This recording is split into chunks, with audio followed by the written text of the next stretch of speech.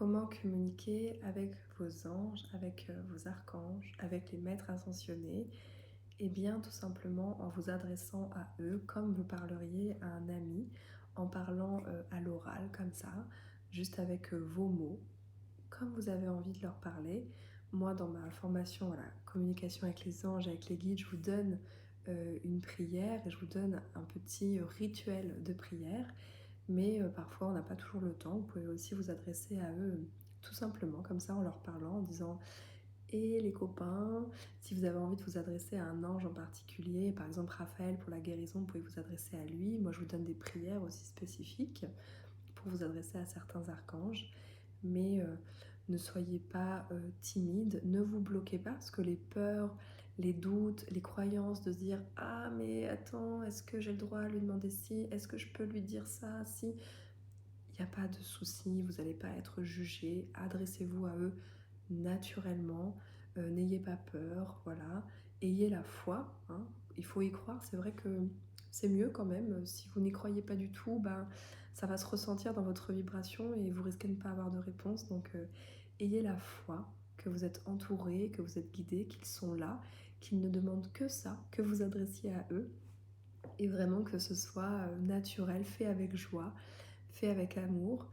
Si vous n'êtes pas à l'aise en parlant comme ça à l'oral, si vous dites bon, j'ai l'impression de passer un peu pour un fou, vous pouvez écrire, vous pouvez leur écrire une lettre aussi. Ou alors moi ce que j'aime beaucoup, je leur demande un message avec mon oracle des anges qui a bien servi, qui a bien servi. Et puis voilà, je leur demande le message du jour et j'aime bien tirer une carte avec cet oracle.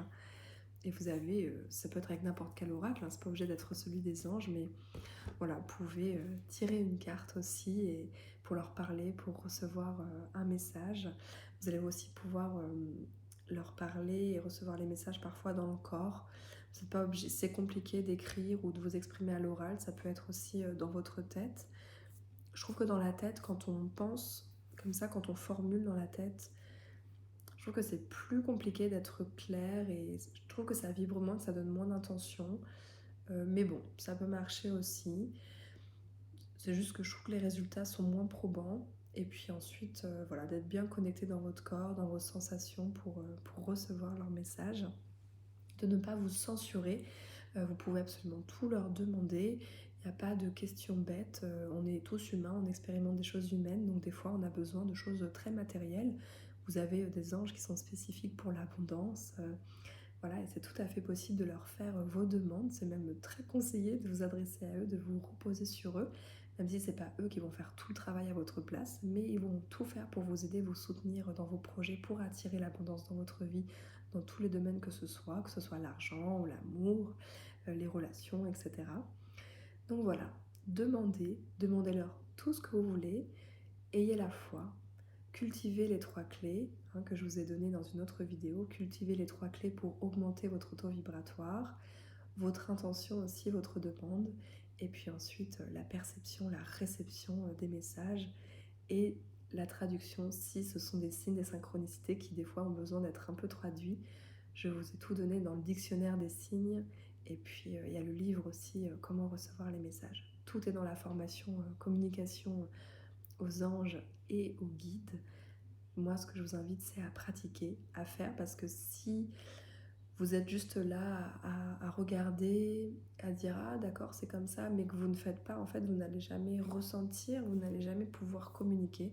Donc maintenant pratiquez, faites-leur vos prières, faites le rituel avec la prière, demandez-leur des petites choses au début, des petits trucs, la place de parking, ça c'est, on connaît tous la place de parking, mais ils peuvent nous apporter beaucoup plus. Donc vraiment, voilà, adressez-vous à eux, demandez-leur. Ça peut être de ressentir la joie, de ressentir l'amour, de mettre un peu d'ambiance chez vous. Dans ma formation, vous avez aussi le rituel pour les inviter chez vous, qui est incroyable. Allez voir la vidéo que je vous ai fait à ce sujet. Enfin, moi, j'en ai encore les larmes aux yeux quand je repense à cette expérience. Et le rituel aussi, la prière à Métatron, que j'adore, c'est mon chouchou Métatron, vous le savez. Moi je lui parle tous les jours. Et voilà, bah, faites-le aussi, connectez avec eux, voyez avec lequel vous connectez le plus, voyez lequel vous avez besoin d'appeler à quel moment. Voilà, tester, pratiquer, recevez, ressentez, pleurez, ressentez la joie, cet amour, cette gratitude qui émane de ces énergies angéliques. Vraiment, je vous y invite parce que c'est un monde qui est vraiment merveilleux, qui est très à part, très très à part. Et c'est pour ça aussi que je vous donne cette formation aujourd'hui. Je vous dis à très bientôt, belle pratique.